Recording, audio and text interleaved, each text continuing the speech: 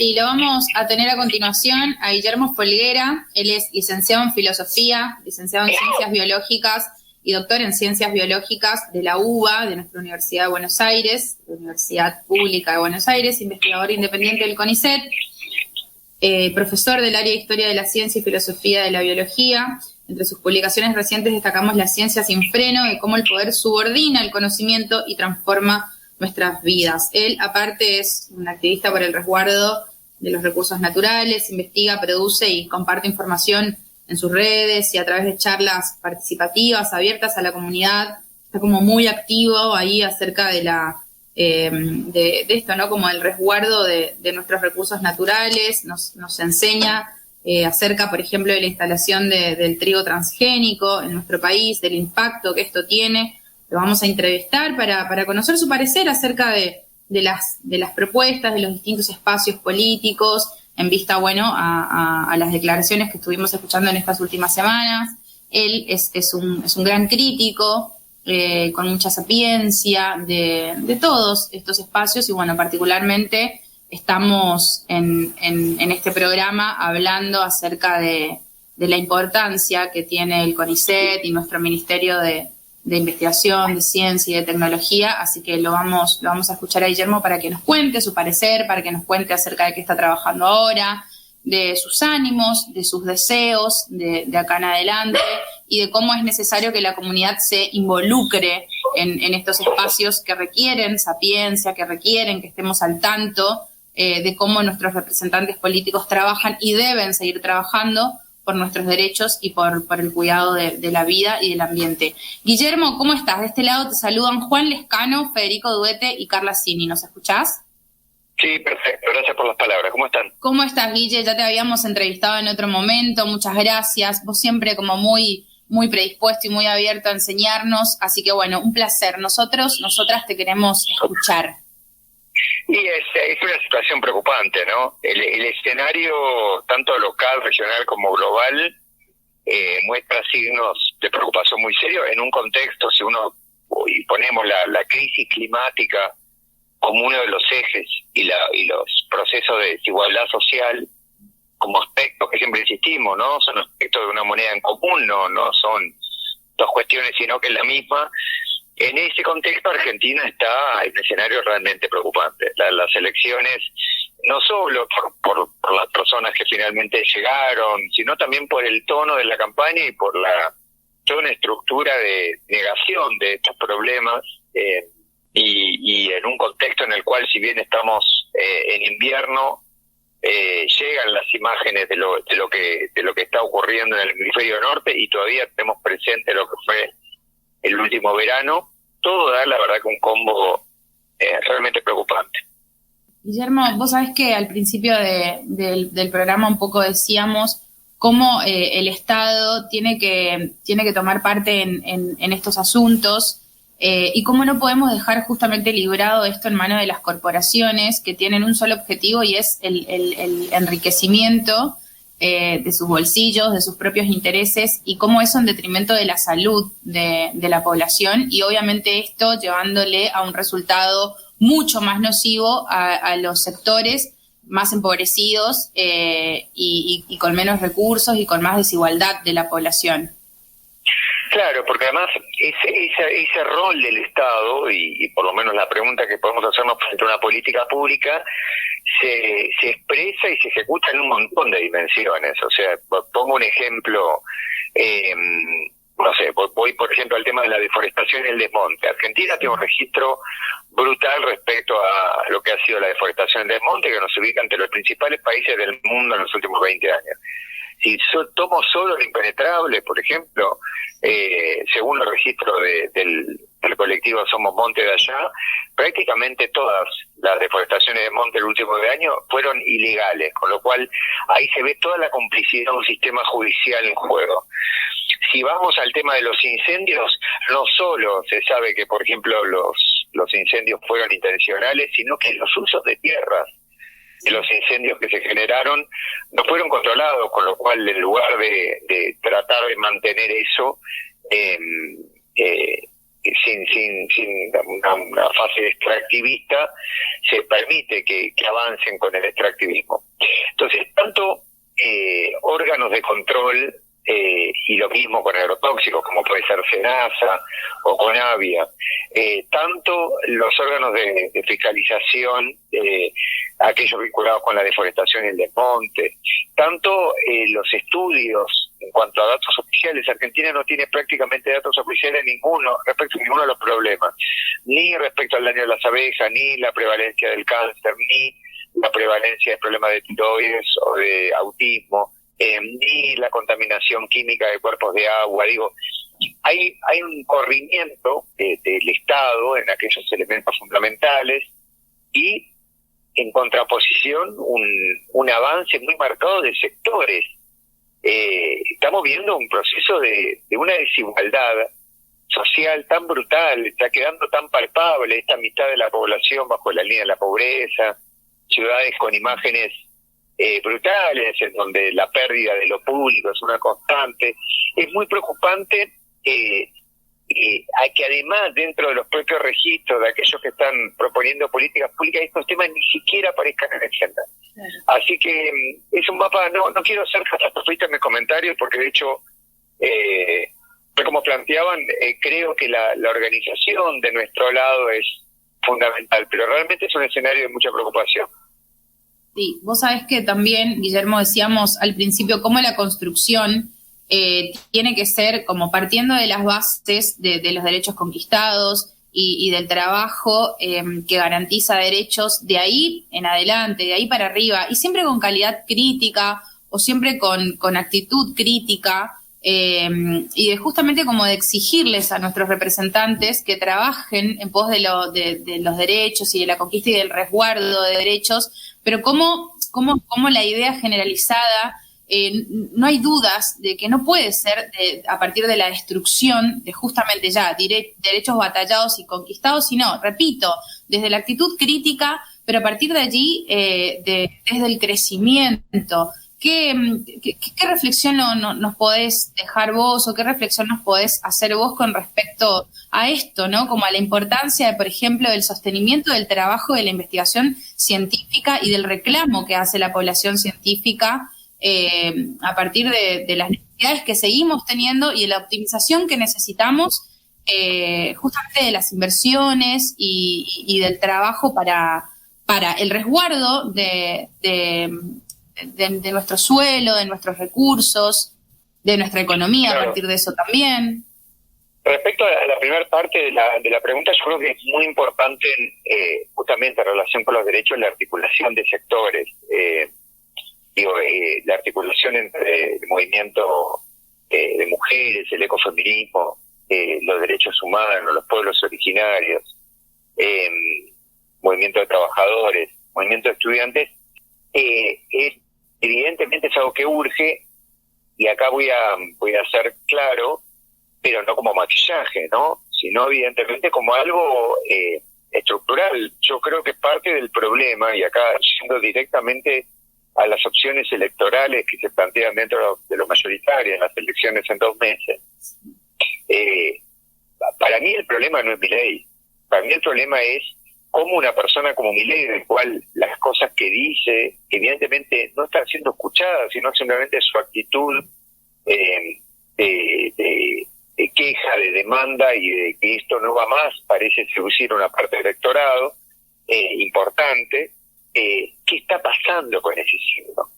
Y lo que está pasando me parece que este tipo de democracia, estas características de esta democracia, donde tenemos a casi la mitad de las personas en situación informal laboral, donde tenemos estos niveles de desigualdad que hablábamos, estos niveles de expulsión, evidentemente no están dando respuesta a las instituciones. Y no parece abonar en las políticas, no parece agenciarse, y seguimos planteando que el problema es aquello señalado por Milei, que reitero, no es una persona que no, yo creo que no, en este contexto por parte del electorado ni siquiera está siendo escuchado. Me niego a pensar que el 40% de la población argentina adscribe a sus ideas. Creo que cuando dice dolarización no está siendo pensado que es dolarización. Cuando dice que no cree en la crisis climática, no creo que la población que lo acompaña. Me parece que hay algo mucho más primario, pero algo más primario genuino, realmente genuino. Por eso me parece que hay algo en todo lo que está ocurriendo ahora que, lejos de generarnos enojo, nos tiene que llamar a, bueno, hay algo acá que está diciendo que no, realmente que no. Y esto lo conecto con la segunda parte, todo el ataque que hizo, por ejemplo, las últimas horas, Milei amplificado por las grandes empresas de comunicación, ¿no? Porque digo, que vienen fogoneando su discurso de hace un montón de meses en torno a privatizar la ciencia, etcétera, no solo le generó preocupación, porque además implica realmente un conocimiento brutal de lo que significa una dimensión fundamental de la práctica humana, la importancia, y de hecho en una intervención pública que hice, también lo comentaba respecto al arte y al deporte. Me parece ahí que tenemos que ser tremendamente respetuosos de lo que significa la diversidad humana, y no solamente el afán mercantil por la venta, que evidentemente es lo que tiene en la cabeza, pero también me preocupa mucho la defensa de muchos sectores. Sí. Muchos sectores que, en lugar justamente de contraponer esta locura de pensar que lo único que tiene valor es lo mercantil, este desquicio propio de alguien absolutamente enajenado, en lugar de ponerlo y marcar eso absurdo, lo que se han dedicado muchos de los sectores, y muchos inclusive de personas que trabajan en la misma institución, es a mostrar aquellos casos en los cuales las ciencias fueron supeditadas, hecho, a la parte mercantil, como por ejemplo el THB4. Y yo creo que hay un error ahí, una derrota, realmente una derrota, en el momento que pensamos que lo único que tiene valor es aquello que se puede vender. Realmente es una locura, porque además es una lógica que nos ha llevado hasta acá. La política que cuando Milei elogia el benemato, no está haciendo cualquier cosa, no es un loco el que habla, es propio de una política en favor de la especulación financiera y de una matriz extractivista que se terminó de montar en la década del 90, que nunca fue revertida, y que es momento de revertirla, y que está mostrando sus resultados brutales en la actualidad con esta destrucción socioambiental. Y entonces yo siento que es toda una estructura general de estar casi como una estructura semeluce espiralada. Estamos cada vez más profundamente inmersos en este desastre y cada vez más aceptando que las reglas de juego son este escenario de locura mercantil que nos están ofreciendo vivir. Así es. Guillermo, y contanos, porque digo, nosotras acá desde Nuestra América, que bueno, antes de la entrevista yo te contaba que estamos saliendo por 2 radios en la provincia de Corrientes, pero también para toda la Argentina y toda la región, desde radiosurfm.com, pero digo, vos nos podés decir, nos podés dar una esperanza, Guillermo, de cómo se hace, cómo se lucha contra este fenómeno, cómo alzamos nuestra voz, cómo nos informamos, cómo nos educamos. ¿Qué hace falta? ¿Qué tenemos que hacer?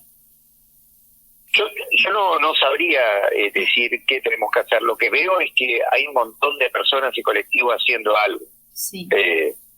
Y reitero, lo que pasa es que nos está tocando vivir una época con algunas oscuridades, pero en términos de resistencia sociales, en menos de 5 años hubo 3 levantamientos provinciales inéditos para lo que significa la historia mundial, digo, Mendoza, Chubut y Jujuy. Sí, porque Guille, eso, perdón, por ejemplo, estamos viendo a nuestra provincia hermana de Jujuy cómo se levanta en defensa de sus derechos y cómo en respuesta a eso estamos viendo represión, silencio, hermetismo desde lo comunicacional, mentiras, y el gobernador de la provincia hoy precandidato a vicepresidente. ¿Cómo se entiende esta lógica o esta ilógica? Pero también pierde. Claro. Por eso digo, también pierde. Lo que pasa es que Milei no genera espanto, pero digo, el voto en contra de la fórmula de Larreta Morales fue realmente importante. Si lo evaluamos, digo, Larreta con todo el aparato publicitario de Ciudad de Buenos Aires, Morales con todo el aparato del radicalismo, perdiendo en provincias como Mendoza, digo, fuertemente radical. ¿Por qué digo esto? Porque me parece que la realidad no nos está ofreciendo solo oscuridades. Si nos quedamos solo en la oscuridad, creo que nos estamos perdiendo en una etapa, una parte importantísima del ofrecido. Frente a la cuestión que planteas, bueno, ¿qué hacemos? Yo un poco es eso, ¿no? O sea, yo creo que acá, insisto con esto, hay como escalas de acción que nos ofrecen un montón de posibilidades. Una es la escala local, que conozco colectivos en este sentido que están desde en contra de los negocios inmobiliarios, que pelean en contra de las fumigaciones, que se organizan barrialmente para asistenciar a las personas en la calle, que pelean por los derechos de las minorías. Digo, yo creo que ahí, o que trabajan para mejorar el compostaje barrial, para disminuir la basura, digo, organizaciones sociales, territoriales, que salen un poco de la agenda, y que logran presentarse. Yo creo que ahí hay una clave que no tenemos que pensar que es menor. Es cierto que no alcanza en el sentido de elecciones, pero que lleva a la diferencia en pensar una sociedad organizada o una que no está organizada. Ese mapa de colectivo para las personas que están escuchando es fundamental que la tengamos en mente a la hora de pensar nuestro quehacer cotidiano. Es clave. Después hay una parte regional. La parte regional, hay varios intentos por articular esos colectivos y justamente empezar a cambiar la escala, tal como hizo Jujuy, Chubut y Mendoza. Ahí, por ejemplo, yo estuve cerca de la red de pueblos fumigados, que se organizó creo que en agosto en Rosario, con un montón de colectivos de todo el país, para armar una estrategia nacional que ciertamente nos está costando, no solo porque enfrente hay Milei y Morales, sino también porque de nuestro, entre comillas, nuestro lado, estamos teniendo varios problemas que también habrá que trabajar. Pero también estuvo en paralelo, por ejemplo, la reunión de las grutas, de la red de asambleas que están luchando, lidiando con el tema del offshore, del cuidado del mar, y también la salida en las grutas en el Golfo San Matías del oleoducto. Digo, ahí hay dos ejemplos de asambleas y colectivos que articulan y que buscan y que se organizan, con muchas dificultades, porque además, en todos los casos que estoy mencionando, el Estado está fuera, es parte de lo que hablábamos antes. Y el tercer eje es el eje nacional, que articula además con temas regionales y globales. El eje nacional tiene una preeminencia absoluta de las políticas de destrucción ambiental, una preeminencia absoluta, casi sin contradicciones. Yo creo que acá a veces mi intervención resulta amarga a algunos sectores que me piden que no sea tan escéptico, que no sea tan negativo. Yo no veo prácticamente luces en la política nacional en todo esto, y en todo caso lo que siempre se presenta es que podría ser peor, pero eso a mí por lo menos no me llama ningún tipo de aliciente, y creo que ahí estas últimas elecciones han mostrado claramente que el sector dirigencial está en otra fase, y que una parte muy importante del Estado también está en otra fase. Digo, si yo analizo, por ejemplo, SENASA como órgano de control, básicamente es un órgano cooptado por las multinacionales, claro, y por empresas como Bioceres, que están forzando para que se apruebe una detrás de otra diferentes tipos, por ejemplo, de agrotóxicos. Claro. En los tres, entre lo local, perdón la expresión de la respuesta, pero digo, entre lo local, lo regional y lo nacional, yo creo que tenemos que encontrar nuestra propia actividad. Pero lo único que no podemos hacer, y con esto termino, es no hacer nada. Yo creo que no quedarnos agarrando la cabeza, mirando resultados en la pantalla, porque me parece que no va a ser de ahí que obtengamos algún tipo de respuesta. Guillermo... Bueno, te presenté, perdón Diego, porque Guillermo no te va a escuchar ahora porque tenemos el teléfono alejado. Guillermo, nosotros estamos, Federico, Carla y Juan, desde Ciudad Autónoma de Buenos Aires, y Diego está desde la provincia de Corrientes, de la ciudad de Goya, y él te quería hacer una pregunta ahora. Guillermo, ¿cómo estás? Diego Cini te saluda. ¿Cómo estás, Diego?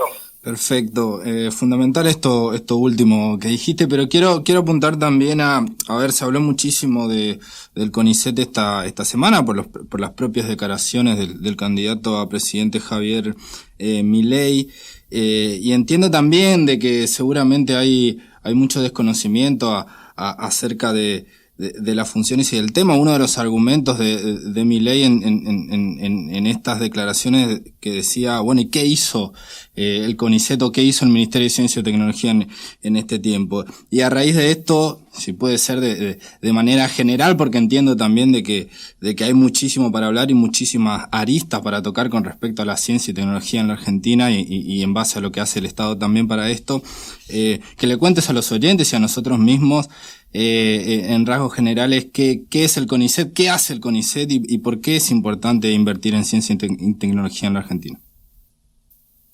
Bien, el CONICET, bueno, yo de hecho, bueno, como me presentaron, yo trabajo como dentro del CONICET, soy investigador independiente en CONICET. El CONICET tiene una estructura bastante grande para lo que es la comparación con otros países de la región, de trabajadores y trabajadoras de la ciencia que trabajan en diferentes campos, con diferentes líneas de investigación, con una diversidad hacia adentro bastante alta, ¿no? Que es una de las cuestiones. Y lo otro que también, a un crítico como soy, quiero ser absolutamente claro, con un nivel de evaluación interna, ¿sí?, en cuanto a la elección de cargos, etcétera, muy alta, muy alta. De hecho, yo creo que es una de las cosas en las cuales el aparato científico argentino tiene que sentirse más orgulloso, que es una evaluación de pares, no solo el momento de designar trabajadores, sino también subsidios, o por lo menos muchos de los subsidios van pasando por una serie de filtros y de estructuras. El CONICET articula, es un organismo bastante descentralizado y en ese sentido articula a su vez con institutos y universidades nacionales, provinciales, que son fundamentales porque tienen pies territoriales, ¿no? Entonces, puede articular con la Universidad Nacional de Mar del Plata, con la Universidad de Buenos Aires, con la Universidad de Córdoba, con la de Salta, con el CEMPAT en Puerto Madryn, con el CADIC en Tierra del Fuego.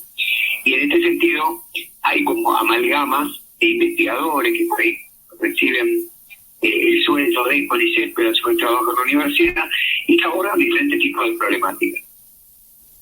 A partir de lo señalado por este sujeto y de vuelta por sus amplificadores mediáticos, yo creo que van quedando varias cosas claras. Hay todo un discurso del achicamiento del Estado que nos resuena típicamente de lo que fueron los gobiernos de Carlos Saúl Menem, y una idea también de los requerimientos del propio Fondo Monetario Internacional. Y yo insisto con esto, me parece que es un error enfatizar en la misma lógica de aquellos que critican. Para mí, estos grupos lo que están planteando es que nada que no genere dinero tiene valor. Y yo creo, lo voy a poner en estos términos para que se vea claramente lo que estoy diciendo. Venimos de festejar el Mundial de Fútbol, que no nos dio ningún tipo de dinero. La idea de pensar que la felicidad viene por aquello mercantil no solo no es cierto, sino que es muy propio de sectores que se aprovechan de que la mitad de la población esté bajo la línea de la pobreza. Sectores que se ven beneficiados con este nivel de desigualdad social. Dentro del CONICET, por supuesto, después cuando uno entra a analizar, hay algunas líneas que nos resultan más amigables, otras menos. Yo en particular soy muy crítico de las líneas que se han multiplicado a mis ojos en los últimos 25 años, que han puesto estos acuerdos estatales empresariales que creo que terminan favoreciendo a las corporaciones. Pero aún, a pesar de ser crítico, no tengo ninguna duda que la actividad científica es una actividad que enriquece socialmente, que resulta clave a la hora de generar un bagaje cultural, aportes que en algún caso pueden ser productivos, aportes para armar políticas públicas, investigadores que a su vez se forman, investigadores que son claves, inclusive en actividades extracientíficas, porque además, digo, si yo voy, por ejemplo, a la Asamblea de Mendoza, en torno al tema del agua, los aportes que han hecho ahí, por ejemplo, Lucrecia Wagner, los Quiró, por mencionar dos personas que conozco, de la academia, son fundamentales, aún no vistiéndose en ese momento como académicos. Entonces, ahí hay un desconocimiento de plano deliberado de todos los sectores que critican, que de vuelta creen que un Estado básicamente es una empresa haciendo negocios. Y eso le tenemos que oponer que no. y que la multiplicidad y la diversidad es un valor dentro de un Estado. Así que yo creo que se trata de una chicana entre tantas, y creo que queda de nuestro lado aprovechar el momento, y en el sentido de, bueno, pensemos entonces qué Estado queremos. Queremos uno que solo hace negocios con empresas, queremos uno en la cual rija básicamente la especulación financiera que proponen estos sectores, o queremos uno que vaya, por ejemplo, a una comunidad, que le pregunte qué están necesitando, que dé las herramientas para evaluar los análisis ambientales del caso, que sea capaz de repensar algo, que reitero, no estos sujetos, pero sí los votantes de estos sujetos, de alguna manera están diciendo que necesitamos pensar también qué tipo de democracia estamos teniendo. Guillermo, ¿nos escuchás? Sí, perfecto. Bueno, te agradecemos muchísimo esta comunicación. Gracias por tu enseñanza, por tu aporte tan involucrado, tan crítico y necesario desde la crítica constructiva siempre. Bueno, le queremos recordar a la audiencia que tu Instagram es @guillefolguera, así como suena, y si nos querés dejar otra vía de comunicación o contactarte por algún otro medio.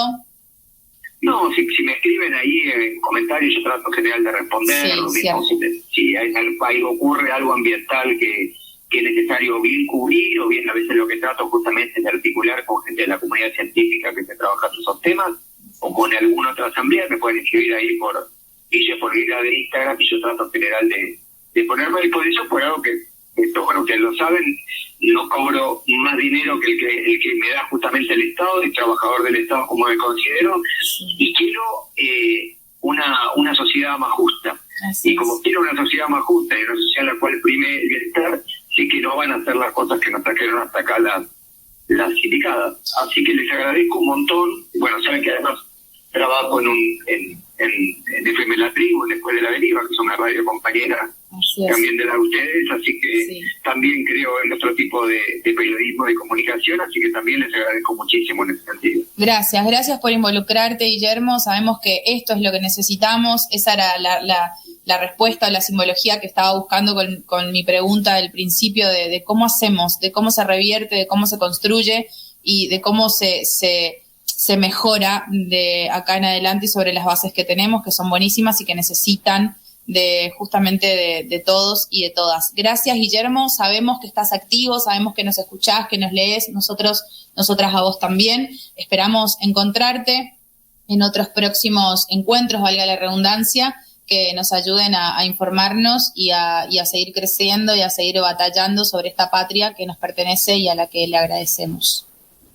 Bueno, el agradecido soy yo, y a veces ocurre que me encuentro, porque además, bueno, participo de varias instancias, y a veces aparece alguien y dice, no, acá la clave es producir alimentos sanos. A veces aparece alguien y dice, no, la clave es organizarnos para que no nos fumiguen. En otra aparece alguien y dice, bueno, la clave es otro tipo de comunicación o de periodismo. La clave es generar otra ciencia. La verdad es que nadie sabe exactamente cómo salimos de esto, y la única certeza que tenemos es que las claves son todas las que mencioné, mucho más, y que el cuidado tiene que ser colectivo y tenemos que organizarnos.